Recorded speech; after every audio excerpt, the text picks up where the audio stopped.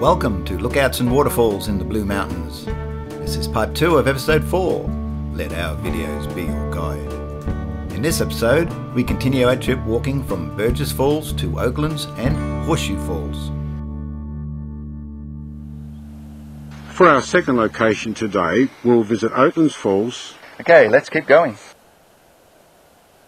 It's about 300 metres further down the valley on Hazelbrook Creek. This is the track to Oaklands Falls from Burgess Falls. Another way to walk there is from Oaklands Road via Horseshoe Falls. Driving directions to the start of each walk can be found at the end of this episode. As mentioned earlier, Oaklands Falls are on Hazelbrook Creek. Do we know how this fall got its name, Graham?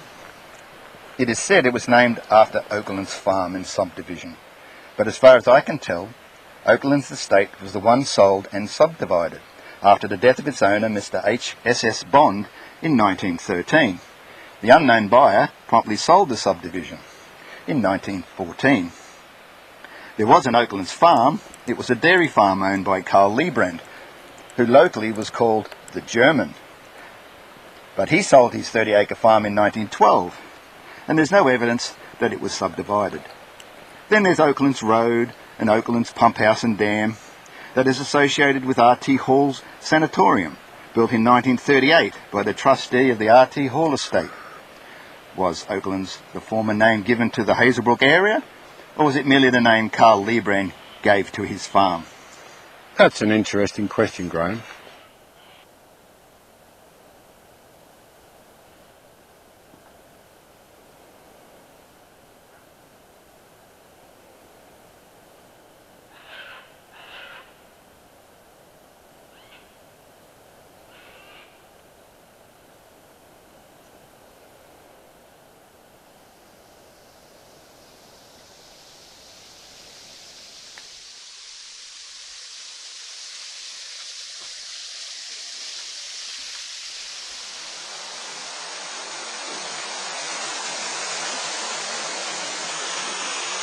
Okay, there's quite a substantial cave under these falls. And this is Oaklands Falls, of course. A little bit of a hectic walk down, like the other one. But very nice. And you'll see these falls in a moment as we swing around. Not as high as the other ones, but nevertheless, very pretty. Go under the cave here.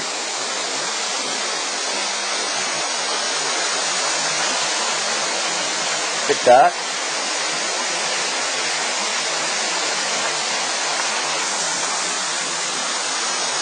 I shall get another view.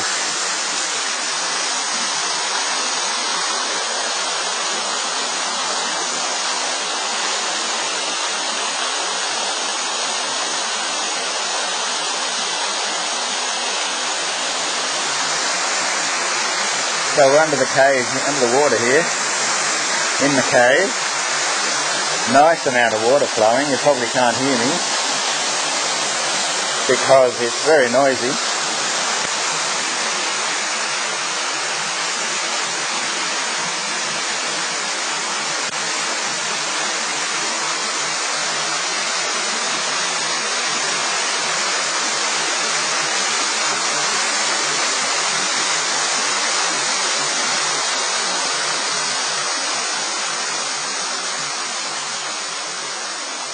There are quite a number of good vantage points for this waterfall, always handy.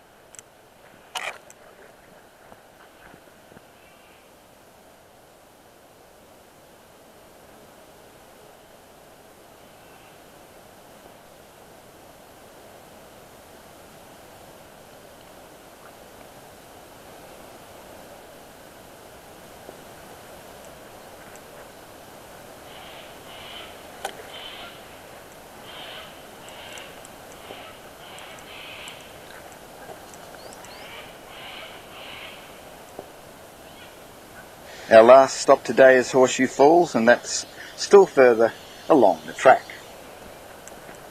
By continuing our walk on the Burgess walking track, we should now reach Horseshoe Falls. These falls look very similar to Oaklands Falls in the sense that there is a cave behind the falls. If you choose to go to Horseshoe Falls first, turn off the Great Western Highway, 30.4 kilometres from the bridge over the Nepean River. Here is a map of the streets you drive to get to the start of the track in Horseshoe Falls Reserve. Do you know anything about these falls, Jeffrey? Horseshoe Falls are on Hazelbrook Creek, and named due to the shape of the large half-circle overhang which the water flows over. It has been said that you can see glowworms under the overhang rock after dark, but who would want to be out here in the dark? In 1970, the waterfall was renamed Lyrebird Falls by the Graphical Names Board to avoid confusion with Horseshoe Falls at Govetts Leap. However, a local sketch from 1916 shows another waterfall hereabouts called Lyrebird Falls in Lyrebird Glen. Since the reserve in this area is called Horseshoe Falls Reserve, perhaps the name should not have been officially changed. Nice little fern grotto. Well, there's quite a lot of water here, Graham. I mean, the fact that we had all this rain recently, this water is testimony to the fact that, you know, apart from Penrith area, this area did get a lot. I just wish it wasn't on the walking track.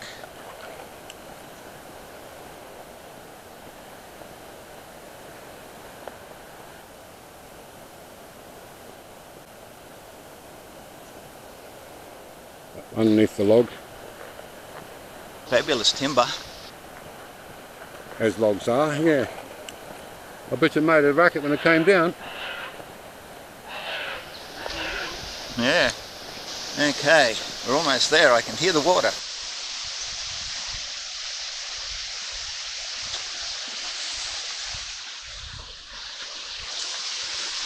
As with Oaklands, we can see the underhanging rock.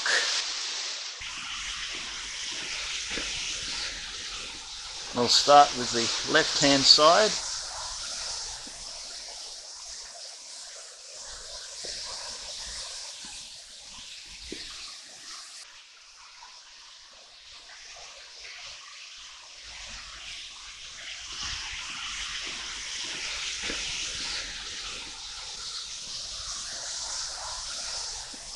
And here we have the ancient stalactites. Have a look up here.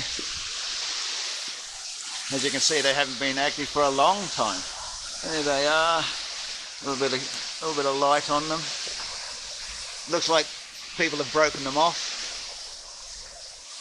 Yes, they're all very ancient.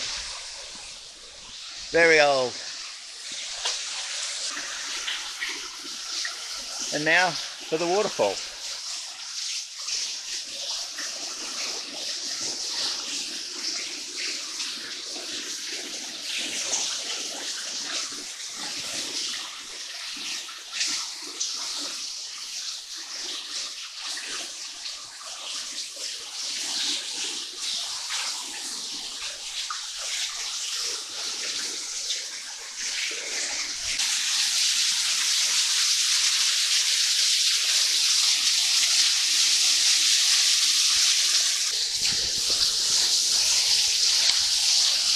I'm right under the falls now.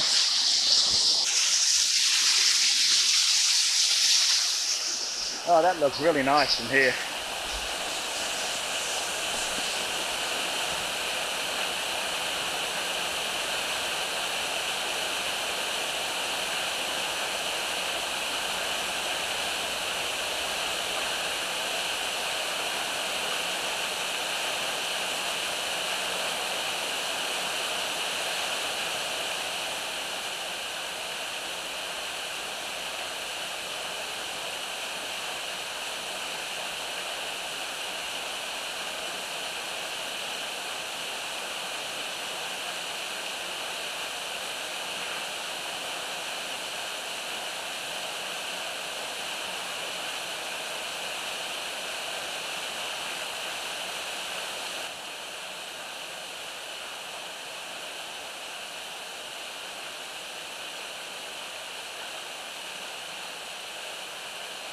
We visited 3 waterfalls today: Burgess Falls, Oaklands Falls and Horseshoe Falls. You don't have to do all those in one day. Take your time and fully enjoy the outdoors, the fresh air, the sunshine, the wonderful vistas, and most of all, stay safe by familiarising yourself with our safety instructions at the end of this video. In our next episode, we drive back to Hazelbrook and go south to visit Adams Lookout, Terrace Falls and Victor Falls. See you then. Bye. Bye for now. Whatever way you discover the Blue Mountains, we want you to have a safe and enjoyable experience. Whether you drive, catch public transport or cycle to the destinations we visit here, some walking is necessary. The walks are usually short but can contrast greatly, so you need to be aware of the risks. Have a safe and enjoyable sightseeing experience at these lookouts and waterfalls. Don't forget to subscribe and click the notification bell to be alerted when next we visit the Blue Mountains.